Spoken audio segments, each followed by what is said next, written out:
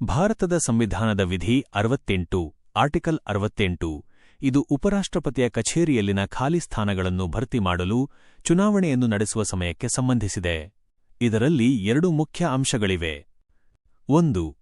ಉಪರಾಷ್ಟ್ರಪತಿ ಅಧಿಕಾರಾವಧಿ ಮುಕ್ತಾಯಗೊಳ್ಳುವುದರಿಂದ ಉಂಟಾಗುವ ಖಾಲಿ ಸ್ಥಾನವನ್ನು ಭರ್ತಿ ಮಾಡಲು ಚುನಾವಣೆ ಆರ್ಟಿಕಲ್ 68 1. ಉಪರಾಷ್ಟ್ರಪತಿಯವರ ಅಧಿಕಾರಾವಧಿ 5 ವರ್ಷಗಳು ಮುಕ್ತಾಯಗೊಳ್ಳುವ ಮೊದಲು ಖಾಲಿ ಸ್ಥಾನವನ್ನು ಭರ್ತಿ ಮಾಡಲು ಚುನಾವಣೆ ನಡೆಸಬೇಕು. ಅಂದರೆ ಹೊಸ ಉಪರಾಷ್ಟ್ರಪತಿಯನ್ನು ಆಯ್ಕೆ ಮಾಡುವ ಪ್ರಕ್ರಿಯೆಯನ್ನು ಹಾಲಿ ಉಪರಾಷ್ಟ್ರಪತಿಯವರ ಅಧಿಕಾರಾವಧಿ ಮುಗಿಯುವ ಮೊದಲೇ ಪೂರ್ಣಗೊಳಿಸಬೇಕು. 2. ಉಪರಾಷ್ಟ್ರಪತಿ ರಾಜೀನಾಮೆ, ಪದಚ್ಯುತಿ ಅಥವಾ ಮರಣದಿಂದ ಉಂಟಾಗುವ ಖಾಲಿ ಸ್ಥಾನವನ್ನು ಭರ್ತಿ ಮಾಡಲು ಚುನಾವಣೆ ಆರ್ಟಿಕಲ್ 68 2.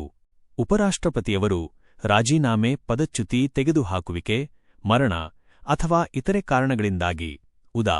ಚುನಾವಣೆಯ ಅಸಿಂಧುತ್ವ ತಮ್ಮ ಕಚೇರಿಯನ್ನು ಖಾಲಿ ಮಾಡಿದರೆ ಆ ಸ್ಥಾನವನ್ನು ಭರ್ತಿ ಮಾಡಲು ಆದಷ್ಟು ಬೇಗನೆ ಆಸ್ ಸೂನ್ ಆಸ್ ಪಾಸಿಬಲ್ ಚುನಾವಣೆ ನಡೆಸಬೇಕು. ಹೀಗೆ ಚುನಾಯಿತರಾದ ಹೊಸ ಉಪರಾಷ್ಟ್ರಪತಿಯವರು ಅವರು ಅಧಿಕಾರ ವಹಿಸಿಕೊಂಡ ದಿನಾಂಕದಿಂದ ಪೂರ್ಣ ಅವಧಿಗೆ ಅಂದರೆ 5 ವರ್ಷಗಳ ಕಾಲ ಅಧಿಕಾರದಲ್ಲಿ ಮುಂದುವರಿಯುತ್ತಾರೆ.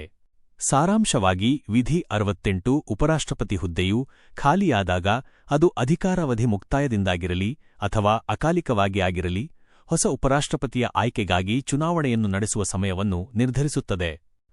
ಇದೇ ರೀತಿ ಸಂವಿಧಾನದ ಇನ್ನಾವುದೇ ವಿಧಿಯ ಬಗ್ಗೆ ಮಾಹಿತಿ ಬೇಕಾಗಿದೆಯೇ?